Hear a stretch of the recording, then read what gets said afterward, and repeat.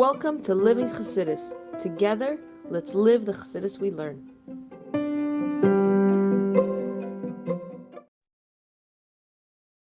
Good morning, everybody, and welcome to Chassidus in the morning. 15 minutes to change our lives. Look at the Sichas Chalak Beis, Parshas Naso. When we're learning the whole Sicha, which is Chiddush, it's nice and not too long, so we can finish it. And continuing from yesterday, we were discussing. It says in this Parsha, it says, Isha ki sishta, ki sista. When his wife will turn astray, and we use this pasuk as a proof for the saying, a person doesn't do an avera unless a spirit of shtus, folly, insanity, confusion enters them. So we asked a few questions. We said, first of all, there's other sayings of the rabbis, Mamar Chazal, they don't bring a pasuk as a proof. So why in this case we're using this pasuk? That's the first question. Then always use that. And also we're asking, essentially what we're saying is the person doesn't do an avera unless it's rachshtus. Now, what is considered an avera? There's a lot of categories. Even like it says in Tanya, is brought down as a mitzvah, right? It could be even kaddish atzachol mutalach. You should sanctify yourself with what is permissible, which it means anything that is kosher, but you do it for not a good reason. That's considered an avera. And to say that a person that does such an avera, let's say we eat an extra piece of cheesecake, Shavuos, and we're full, like I'm good, and then we have another one anyway. Are we going to say that person is comparable to an unfaithful wife or a suspected unfaithful wife? It's like intense. So we said there's two. So that was sort of the question. So we said to understand this, not to understand. We said we're gonna. There's two ways of understanding this idea. And that will help us understand why we're using such an extreme example, and also why this example is so befitting to this subject. So we said the halacha of kisista istray, when his wife turned astray, specifically in regards to a married woman, a person that is married to someone. Kalema hatam l'chumra ve'razuk should be yosei eshish.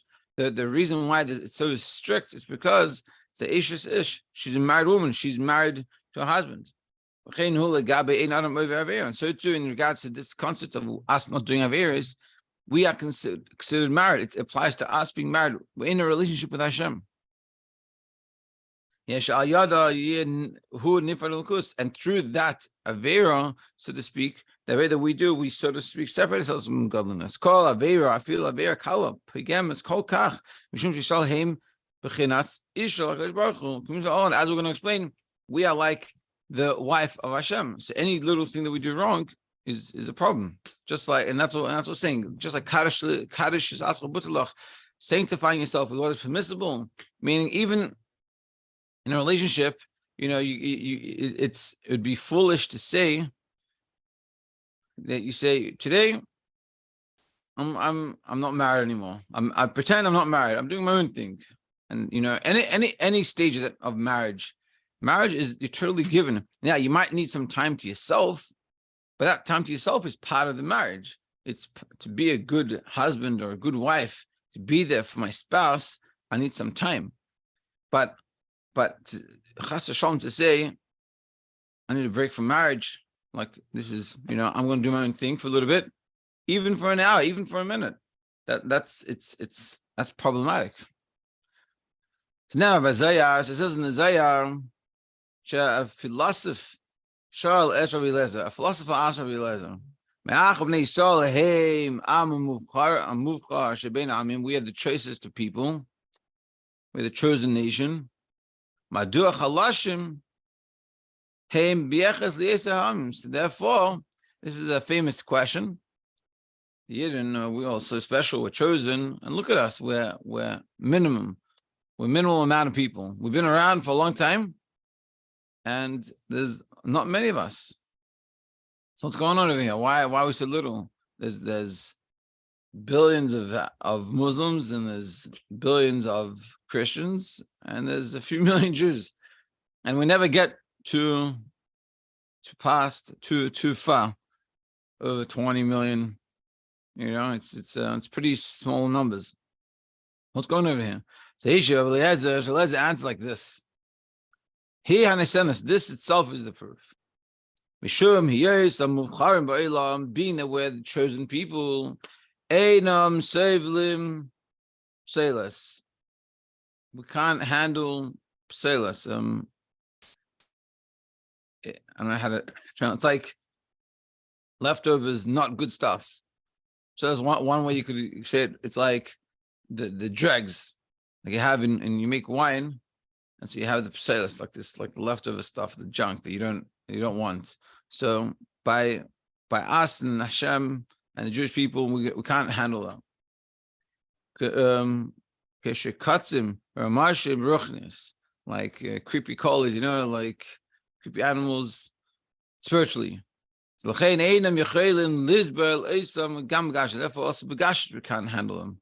Meaning the reason why we're small in numbers is because it's not easy. It's not easy being a Jew. We're very exclusive, and the effort you've put in, it's a real relationship we have with Hashem. So therefore, in the real relationship, it matters. When your relationship with a friend, whatever, you're friends. You live your own lives and you hang out together and you have a good time together, and that's it. But when you get married, your relationship with the person when you're married is a whole different level. It's much more intense. It's way more intense, and you have to put in a lot more effort. And it elevates the whole experience. Is an elevated experience. It's much more full on, and therefore. When by not Yidden, people that aren't Jewish, the nations of the world, they don't have that type of deep relationship. So therefore, it doesn't have to be so extreme. Whereas by Yid, we're married to Hashem, so it's very extreme. This is like what explains in the Mayim Bas Lagani. In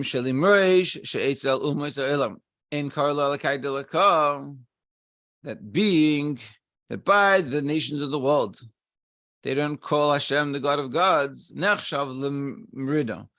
is considered a rebellion. For a person that's not Jewish, the only requirement they have is to say that God, Hashem, is the God of gods. And that's good enough.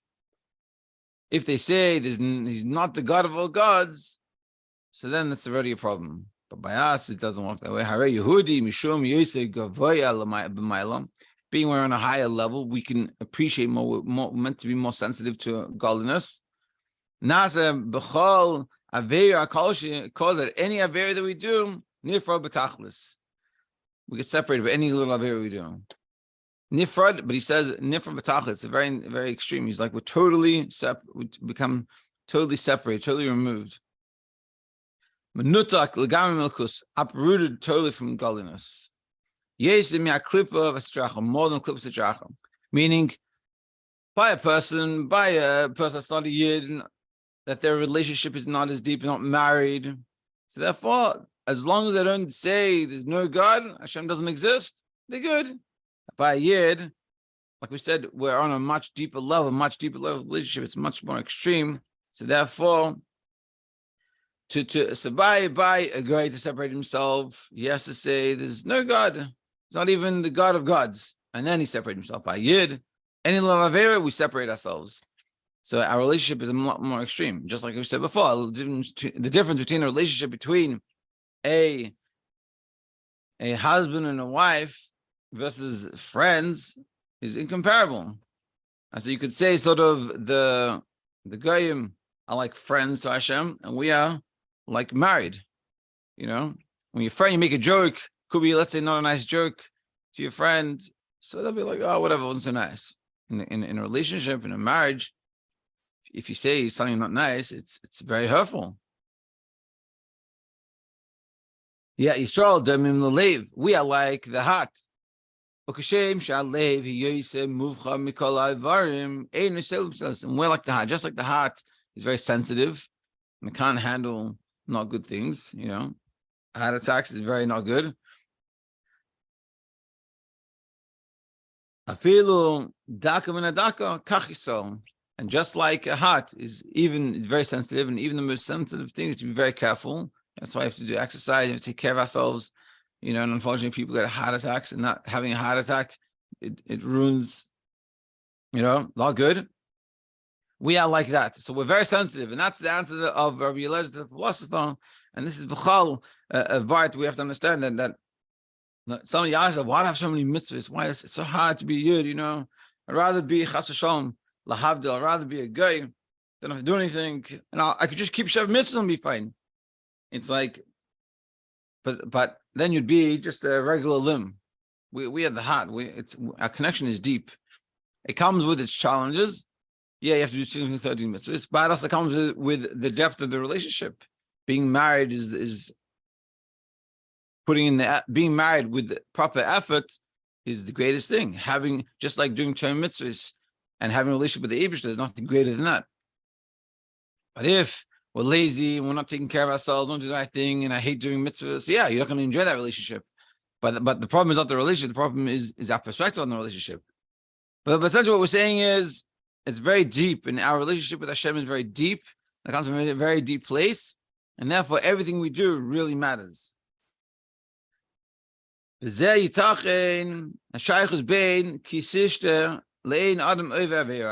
we can help understand this connection between a woman turning astray, which we said is a very extreme case, to a person doesn't do an avera unless a spirit of shtus enters them. Now we can understand why we're using this pasuk to explain this idea. The ein adam over, the kisista, woman turning astray. Because why? Because we are married to Hashem. We are like Hashem's wife. Now, HaKadosh Baruch Hu habal b'shal hema isha b'zeh b'chol hazmanim. This is always, we are the wife, Hashem is the husband, and this is always like this. Not just when we live in Geula times, or in times based in Minush, but the whole time, even in Golus. But I have the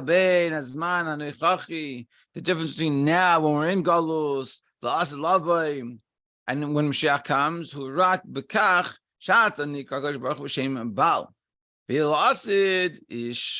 Hashem is called the Baal, the husband, but when Mashiach comes, he's called the Ish, the man. Like it says in the pasuk,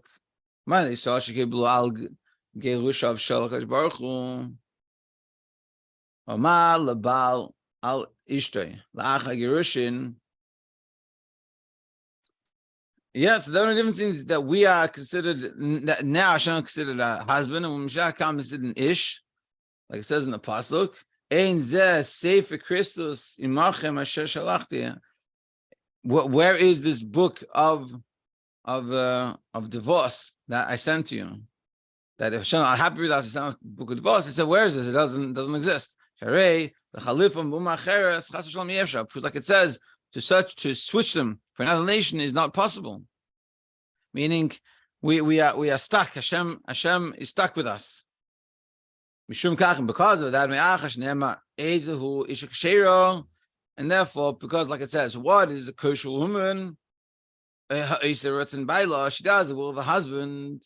Meaning, yesh hashivus gam laveira kala, being that we are the wife to Hashem, and what is considered a good wife does the ratzon of the Baal, we do the will of Hashem, and therefore, any time we don't do the will of Hashem, it's even a small thing, it's considered like an avera. When we go against the will of Hashem, even a small thing, even to the extent of sanctifying yourself with what is permissible, even in the realm of things that are permissible. He said, what's the problem? It's kosher. But if we don't have the right intent, we're not connecting, we're not doing it for the right reasons, we're not doing the will of Hashem, Then we lose our status of an isha kasher, of a kosher wife to Hashem. Therefore, to finish it up,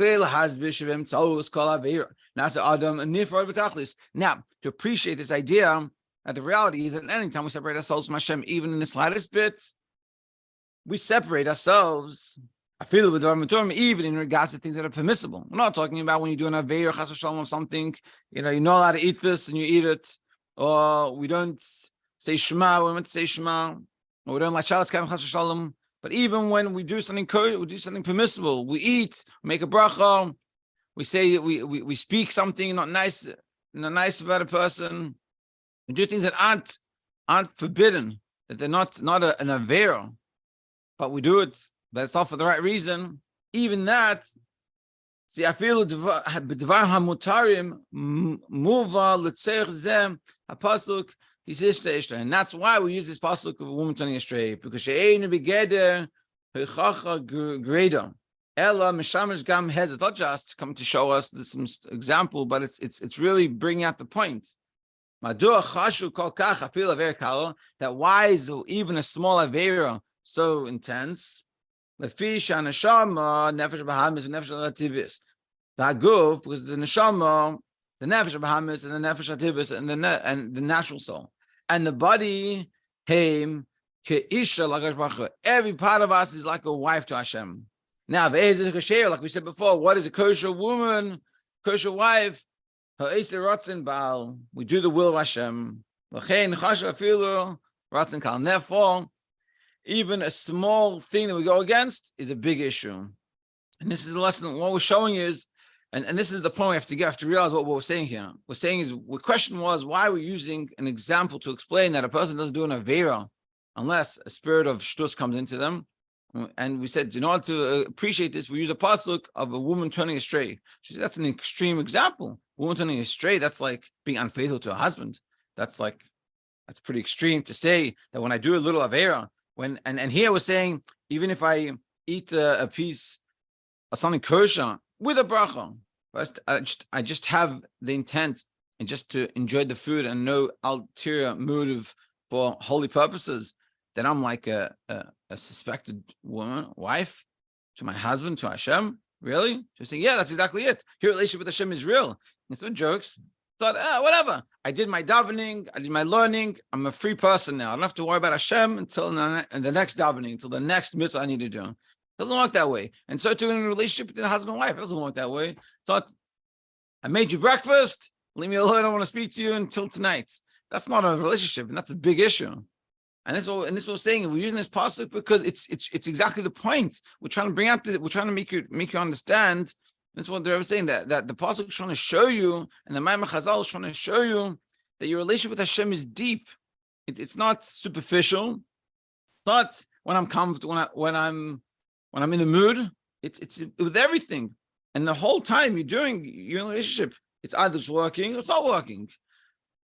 So, Mitzvah Hashem, by all of us, we should realize this relationship with Hashem and how deep and how profound it can be, and we should learn to appreciate it. And through learning to appreciate it, we will put in the effort to make it as good as it can be. Have a great day.